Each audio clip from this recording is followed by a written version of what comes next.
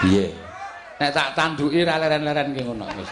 Wis teruske wis. Rasa gagas aku kowe nyanyi dhewe aku mayang dhewe wis. Lah apa? Ayo kowe cerewet wae kok ngomong. Kowe saiki nembang gubuk asmara, aku arep ngopo-ngopo sak karepku arep ndandani kotak sak karepku arep. Iya, arep dudukan sak karepku. Ning ya kuwi sesuk ra njaluk dit aku. Kok iso? Lah iya lah wong madeg dhewe-dhewe kok. Ya aku yang mau nyanyi. Lho. Lah iki nek kowe mau nyanyi tak aturke para lenggah. Pripun iki nek mboten purun nyanyi?